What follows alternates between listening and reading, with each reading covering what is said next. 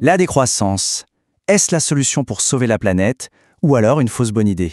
C'est un débat vraiment intense et c'est ce qu'on explore aujourd'hui en se penchant sur une analyse qui s'intitule « La décroissance, réponse peu naturelle à une vraie question ». On va rentrer directement dans le vif du sujet. Au fond, tout part de cette angoisse fondamentale. Et selon la réponse qu'on y apporte, deux visions du monde complètement opposées s'affrontent. Face à cette question, il y a vraiment deux camps. D'un côté, les partisans de la décroissance qui nous disent que la réduction, c'est la seule voie de salut, et de l'autre, une perspective radicalement différente qui dit non, le diagnostic est mauvais, et la solution, ce n'est pas la contrainte, c'est la liberté. C'est ce conflit-là qu'on va décortiquer. Alors pour bien comprendre cette opposition, commençons par le procès qui est fait au capitalisme par les partisans de la décroissance. Pourquoi est-ce que ce système est, d'après eux, le principal coupable ? Ce qui est assez fascinant, c'est de voir comment cette peur a évolué avec le temps. L'analyse nous le rappelle bien, à l'époque de Malthus, on avait peur que la nature ne puisse pas nous nourrir. Aujourd'hui, c'est fou, la peur s'est complètement inversée. C'est nous qui risquons d'affamer la Terre.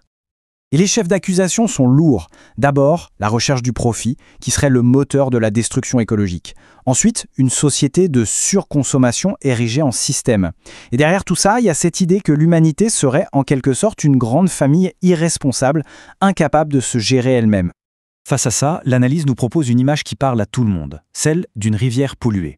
La question posée est assez simple. Si cette rivière n'appartient à personne, qui a vraiment intérêt à la protéger ? L'État, souvent coincé entre les emplois et l'écologie, risque de la sacrifier.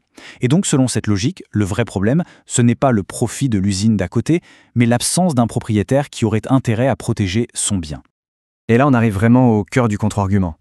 L'idée, c'est « et si tout ce débat reposait sur une erreur de base ?» Une mauvaise définition de ce qu'est, au fond, une ressource. L'affirmation est pour le moins audacieuse.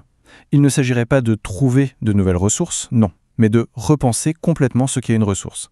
C'est une idée qui change absolument toute la perspective. Et voilà la citation clé de l'économiste Pascal Salin que l'auteur met en avant. L'idée est vraiment puissante. Le pétrole, avant qu'on invente le moteur à explosion, ce n'était rien de plus qu'une sorte de boue noire inutile. La vraie ressource, finalement, ce n'est pas la matière première, c'est l'intelligence humaine qui lui trouve un usage. 8 milliards. Ce chiffre qu'on nous présente souvent comme le problème est vu ici comme la solution. Parce que si la vraie ressource, c'est l'intelligence humaine, alors 8 milliards de personnes, ce n'est pas 8 milliards de bouches à nourrir, ce sont 8 milliards de cerveaux capables de créer, d'innover et de trouver des solutions.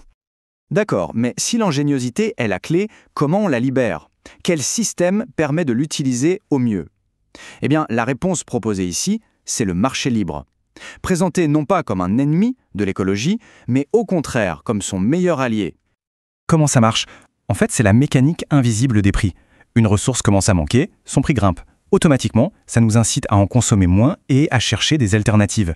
C'est une sorte de système d'autorégulation qui ne dépend de personne en particulier, mais qui pousse tout le monde dans la bonne direction. Le pic pétrolier, c'est l'exemple parfait de ça. On nous annonce la fin du pétrole pour bientôt depuis des décennies. Et pourtant, à chaque fois, l'innovation humaine, poussée par les prix, arrive à repousser l'échéance. On en arrive donc au verdict de l'auteur. Si le marché n'est pas le problème, alors qui est le vrai responsable de la mauvaise gestion écologique? Sa réponse, elle, est sans équivoque. La logique, c'est une opposition d'intérêts. D'un côté, il y a le propriétaire privé, qui a une vision à long terme. Il veut préserver la valeur de son bien. Et de l'autre, on a l'État démocratique dont l'horizon, c'est souvent la prochaine élection. Ça le pousse à faire des compromis qui, parfois, sacrifient le futur. La solution proposée est donc assez radicale. Étendre la logique de la propriété privée à la nature elle-même. L'idée, c'est que si une rivière ou une forêt a un propriétaire, cette personne aura un intérêt économique direct à la protéger. Les décisions se prendraient sur le terrain, au cas par cas, et non pas depuis un bureau dans une capitale.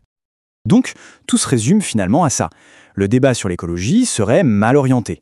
Le véritable adversaire, ce ne serait ni le capitalisme, ni le profit, mais un État bureaucratique qui échoue dans sa mission de protection. Et la conclusion de cette analyse, c'est en fait un appel direct, une sorte d'invitation aux partisans de la décroissance à réorienter leur combat. L'appel est très clair. Et si l'ennemi n'était pas le bon? L'invitation, c'est de cesser de lutter contre l'activité économique pour, à la place, se battre pour plus de liberté individuelle. C'est cette liberté qui, selon cette thèse, serait la véritable source de l'innovation et de la responsabilité. Et on termine sur cette question qui résume vraiment toute l'attention de ce débat. L'analyse qu'on vient de parcourir défend avec force la première option, mais elle nous invite tous à réfléchir à cet équilibre fondamental entre nos actions en tant qu'individus et nos décisions en tant que collectif. Laquelle de ces deux voies est la plus prometteuse pour l'avenir ? La question, elle, reste ouverte.